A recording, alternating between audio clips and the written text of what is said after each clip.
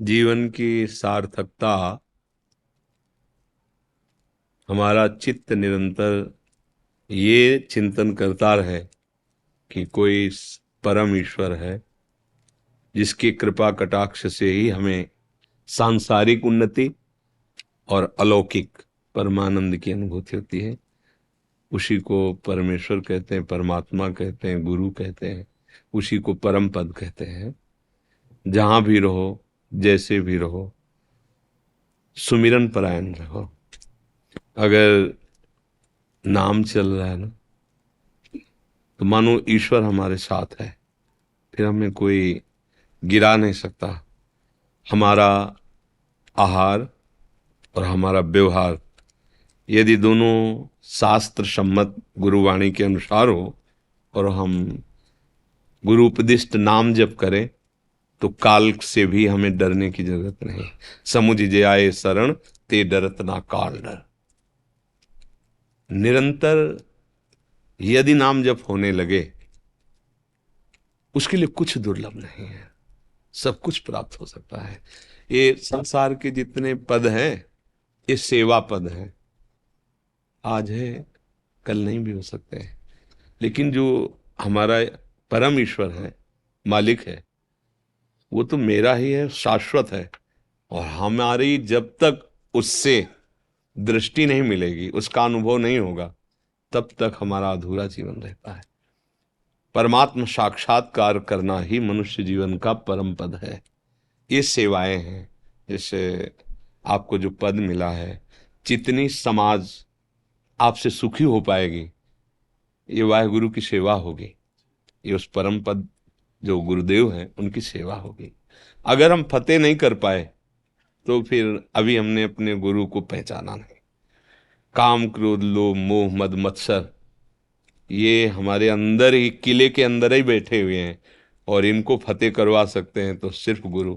गुरु वाणी, गुरु प्रदत्त नाम। इसलिए खूब नाम जप करो और समाज की सेवा में ऐसी भावना रखो कि इन सब की सेवा से हमारे वाहेगुरु प्रसन्न होंगे, हमारे प्रभु कुछ प्रसन्न होंगे। महाराज जी, मैं अल्पज्ञ कुछ बोलने का हाँ यदि बोलिए, आपका आदेश। जी। मैं जितना गुरबाणी को समझा, मैंने ऋग्वेद सामवेद का अध्ययन नहीं किया है, मैं अल्पज्ञ हूँ। मुझे बहुत तमीज भी नहीं है, मैं तो सांसारिक जीव हूँ जो कि रजो तमो सतोगुण में फंसा हुआ। लेकिन गुरबाणी कहती है सबे घट राम बोले, राम बोले रामा बोले, राम बिना को बोले रे। एकर माटी कुंजर चीटी भाजत है बहु नाना रे, अस्थावर जंगम कीट पतंगम घट घट राम समाना है। जी। तो मैं जितना आपको हम लोग सुन रहे हैं, जी। मैं लगभग 6 माह से महाराज जी आपको सुन रहा हूँ। जी। और मैं गुरु नानक देव महाराज को प्रत्यक्ष मान के कह रहा हूँ, इस समय आप जैसे संत महात्माओं की इस देश को बहुत आवश्यकता है। और ईश्वर से ये प्रार्थना कि अगर हम लोग के प्राण लेके भी अगर आपका महाराज जी कुछ, हम लोग किसी लायक, हम लोग तो निमित्त मात्र हैं। आवश्यकता है हजारों हजार आप जैसे संत, ताकि इस देश में शांति स्थिरता आ सके। क्योंकि आप, मैंने पूर्व में भी कहा, मैं वेदों का मुझे जानकारी नहीं है, शास्त्रों की जानकारी नहीं है, लेकिन आप जो बोल रहे हैं, जो गुरु ग्रंथ साहब महाराज बोल रहे हैं, वो आप बोल रहे हैं। और पूरे विश्व में सिख समाज आपकी ओर एक आशा भरी निगाह से देख रहा है कि जो निरोल गुरबाणी में चीजें कही गई हैं, वो आज एक संत महात्मा इस युग में फिर आके उन चीजों को, इसमें इन सब हमारे गुरुजनों का, चाहे वो किसी भी जगह विराजमान हो, उन सब का आशीर्वाद काम कर रहा है। हमारे हृदय में वही सब बैठ के बुलवा रहे हैं। मेरी सामर्थ्य नहीं है मैं किसी को शांति प्रदान कर सकूं, किसी को ज्ञान प्रदान कर सकूं, मेरे में सामर्थ्य नहीं।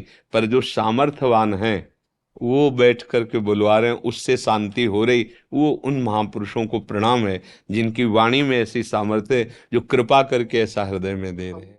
महाराज जी, मैं बस मैं कहने हाँ, की आपकी स्थिति। आंखें कह रही है आपकी जो नेत्र है ना, बस वो बता रहे बस।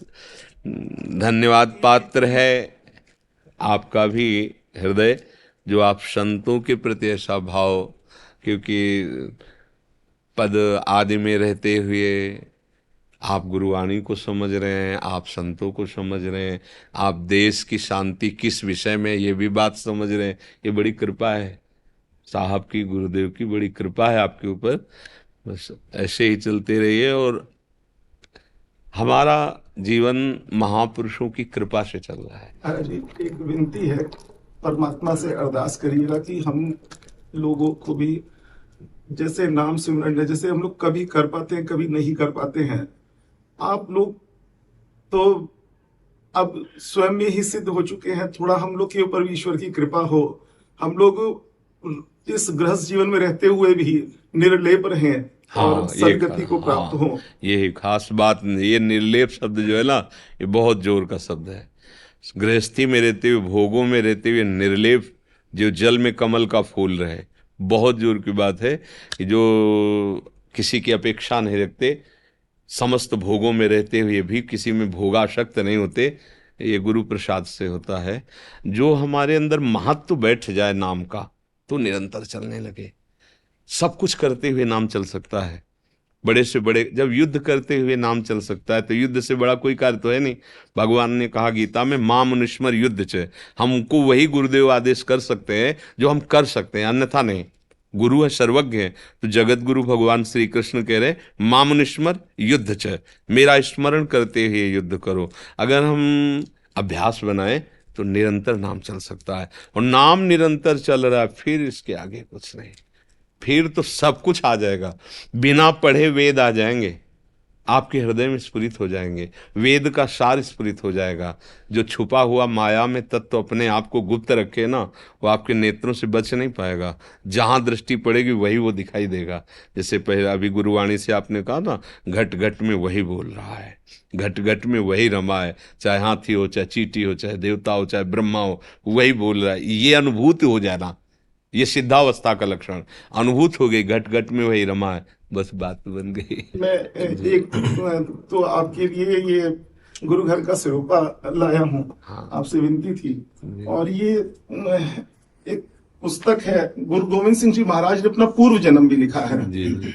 और ये विचित्र नाटक उन्होंने लिखा है। अच्छा। तो इसके 40वें पृष्ठ पे उन्होंने लिखा है कि जहाँ राजा पांडु ने तपस्या की है हेमकुंड साहिब पे, जी पांडवों के पिताजी ने, जी वहां की पूरी उन्होंने निशानियां दी है। मैं वहां पे पूर्व जन्म में तपस्या कर रहा था। मेरी विनती जी है, कभी हिंदी साहित्य है जी जी तो जी। कभी अगर आपको हाँ बिल्कुल बिल्कुल लगे तो, और इसमें वीर रस की काफी वाणियां हैं जी, उनकी। अवश्य अवश्य। और ये गुरु तेग बहादुर जी महाराज के ऊपर एक वो है इतिहास का संक्षिप्त, जो हम लोग बच्चों को पढ़वाते हैं आजकल। जी जी। और एक ये गुरु महाराज जी के छोटे साहिबजादे जो हमारे दीवार में चुन दिए गए थे, ये उनके लिए है। बहुत कठिन विषय, तो बहुत कठिन, बहुत कठिन विषय। कैसा कैसा समर्पण, कैसा समर्पण की नव किशोर अवस्था, फिर भी अधर्म को स्वीकार नहीं किया, प्राणों की बाजी लगा दी। आप संतों को कोट कोट नमन है। जी जी, धन्यवाद धन्यवाद।